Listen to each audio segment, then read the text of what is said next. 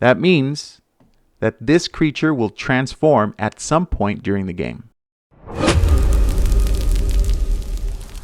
Hey everyone, welcome back to Powerhouse MTG, where we break down Magic the Gathering for beginners and we try to make it fun for those returning players. Today, we're going to take a look at something that's very important for every single player, and that is knowing the most common card types and how to actually read a Magic card. Let's get into the video now. Before we take a look at all the different card types and learning how to read a Magic card, let's look at the 5 main symbols in Magic the Gathering. The first one is a white symbol called Plains. This is a basic land. The second one is blue, called Island, also a basic land. The third one is black, called Swamp, basic land. The next one is red, called Mountain, basic land. And the last one is green, Forest, basic land.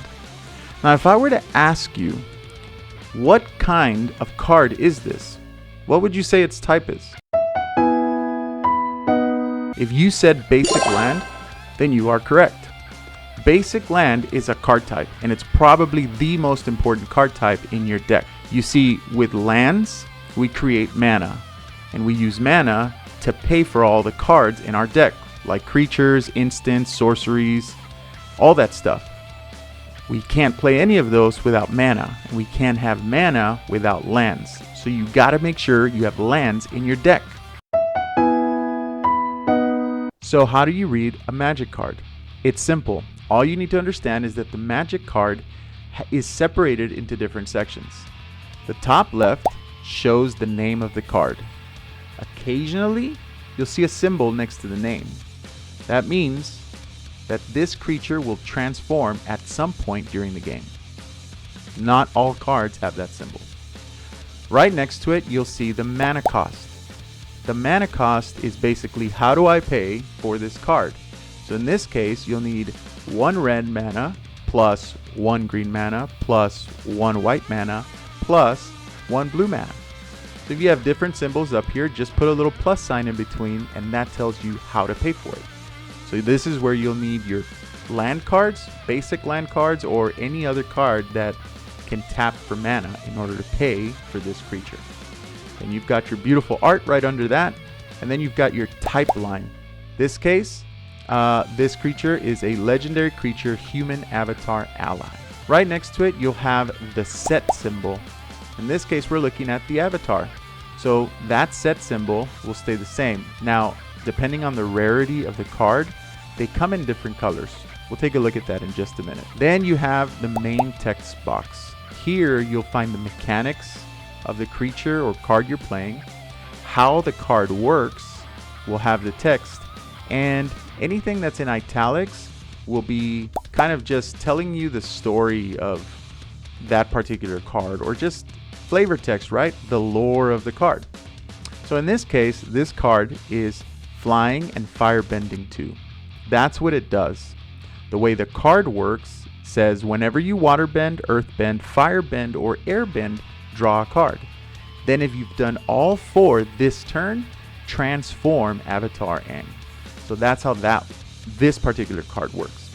And then the flavor text says when the world needed him most, the Avatar returned. It just kind of is like, ooh, yeah.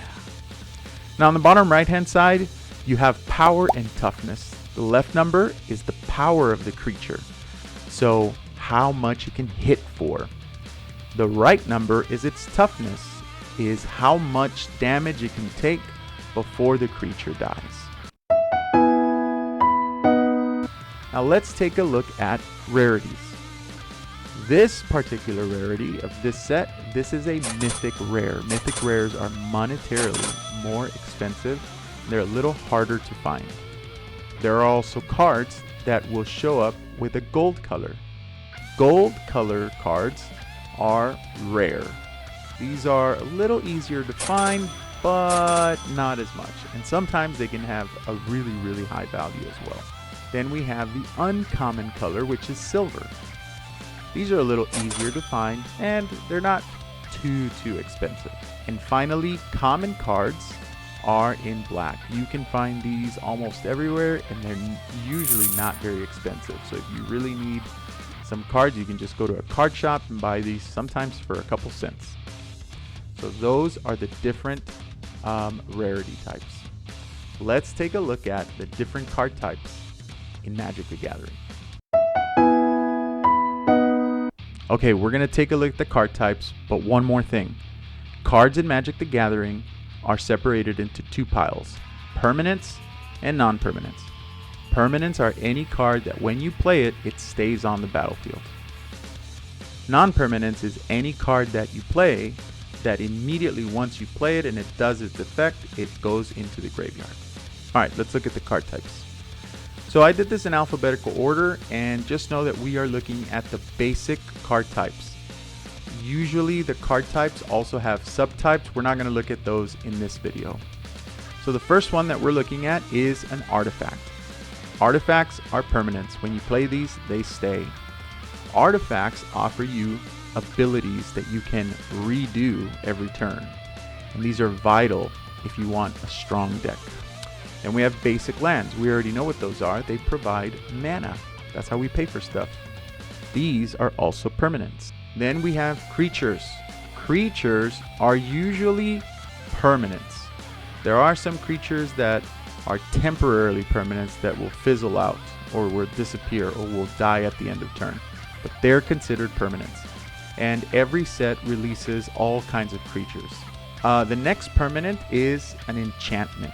Enchantments, when you play these, they'll stick around, and what they do is sometimes something will happen within the game, and whenever that thing happens, that it'll trigger the enchantment and it'll provide you with additional mystical powers for your deck. So these are also very important to have. Then we have our first non-permanent. So instants are cards that as soon as you play them and they do their effect, they go into your graveyard. Now we have lands. I know what you're thinking. We already did this. No, these are lands with abilities, with a special task. For example, let's look at this first one. By the way, lands are also permanents. Airship Engine Room.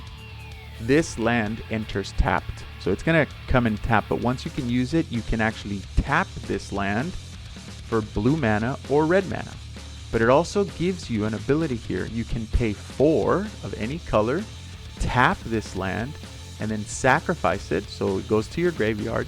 And if you do that, it lets you draw a card. Some lands are pretty cool like that, and there's a bunch of them in this set. Then we've got legendary creatures. Legendary creatures are also permanents. These are just like creatures, but they're a little stronger, and they're really focused on a particular set of skills or a particular ability. Something really important to note, if you play a legendary creature, you cannot play another legendary creature with the same name, and they cannot be on the battlefield at the same time. You can't have the same legendary creature on the battlefield. You can have different legendary creatures, but you can't have the same one. If you do that, your opponent will catch you and he'll let you know, hey, you got to kill one of them.